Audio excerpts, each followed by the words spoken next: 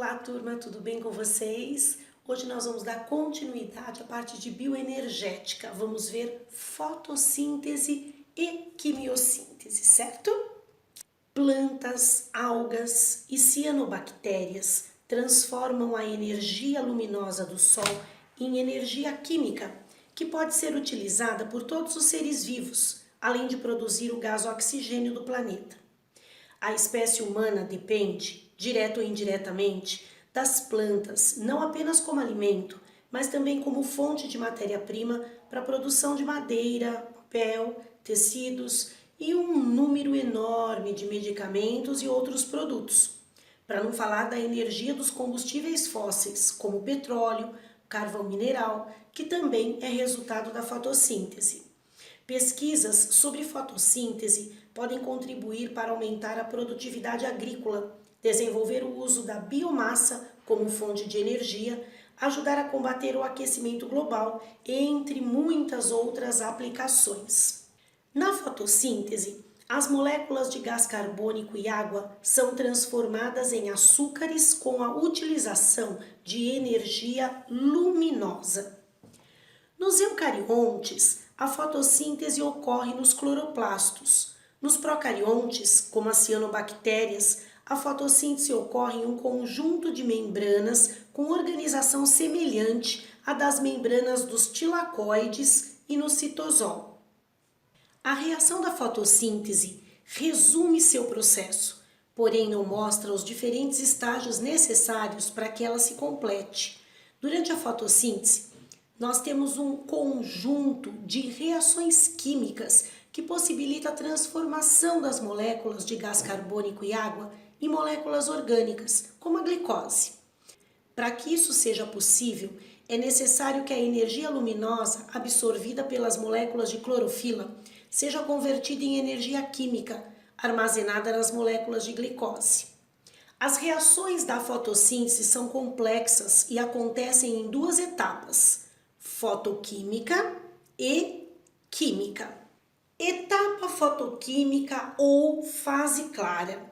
Essa denominação, também chamada de reações de claro ou fase luminosa, vem do fato de que a energia luminosa é absorvida pela clorofila e armazenada em moléculas de ATP.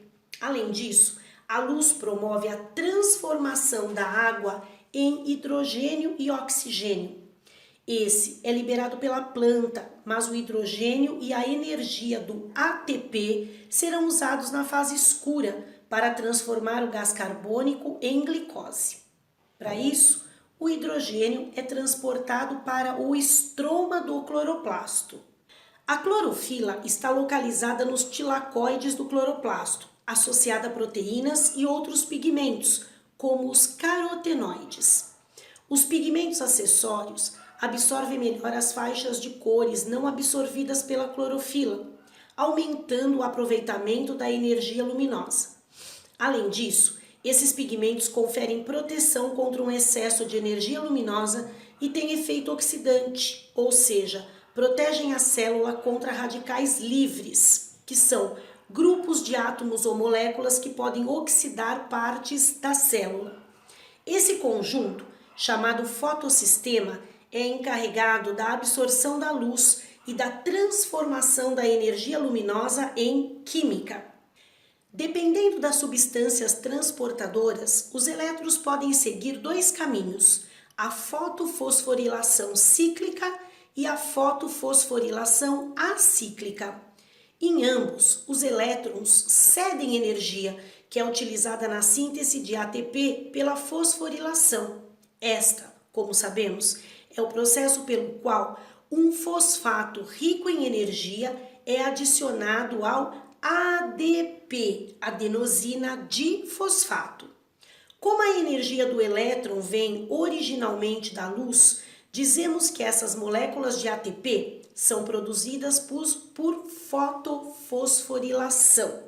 Existem dois fotossistemas, 1 e 2, envolvidos na fotossíntese.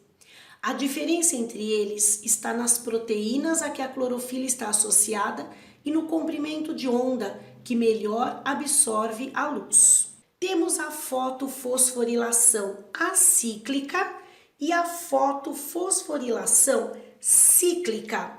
No momento, nós não vamos entrar em detalhes em relação a essas duas, certo? Só temos que saber que em ambos os casos, os elétrons cedem energia, que é utilizada na síntese de ATP pela fosforilação, certo?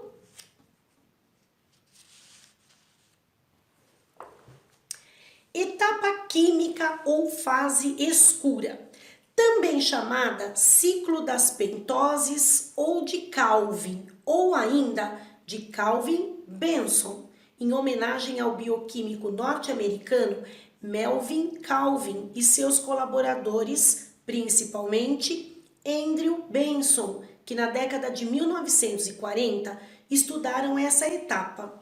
Essa fase ocorre no estroma e envolve a construção de glicídios a partir do gás carbônico do ambiente. Recebe o nome de fase escura não porque ocorra obrigatoriamente no escuro, mas por não depender diretamente da luz, e sim dos hidrogênios e do ATP produzidos na etapa fotoquímica. O ciclo de Calvin-Benson é composto de 3 etapas: fixação do carbono, redução e regeneração de aceptor de gás carbônico. Só como curiosidade, eu vou comentar com vocês um pouquinho sobre a evolução da fotossíntese.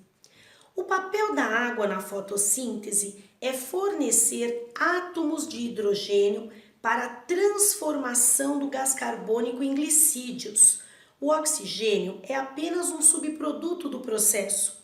Outras moléculas com átomos de hidrogênio teriam a mesma função se houvesse um conjunto de enzimas adequadas capazes de utilizar essas moléculas.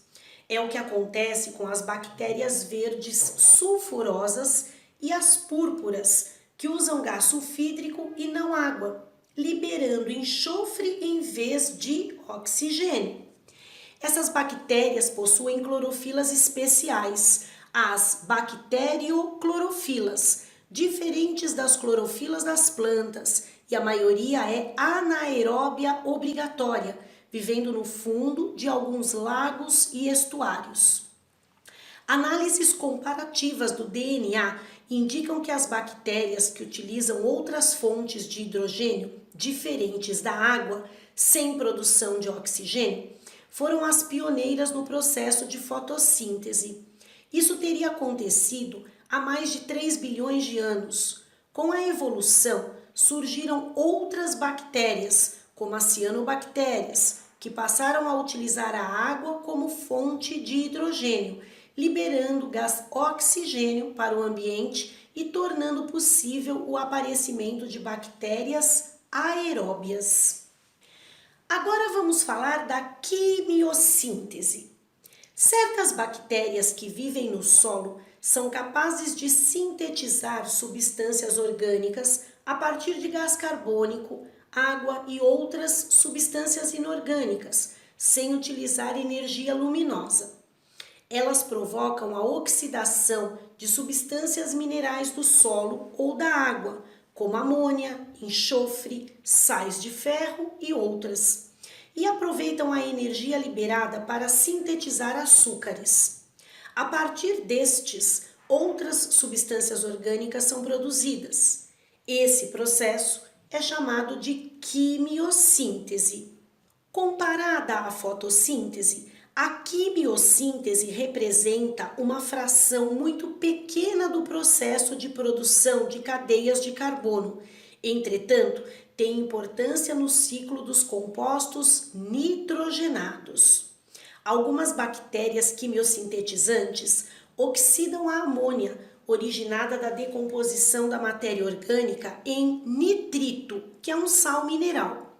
Outras bactérias transformam o nitrito em outro sal, o nitrato, que é absorvido pelas raízes das plantas e usado na síntese de proteínas.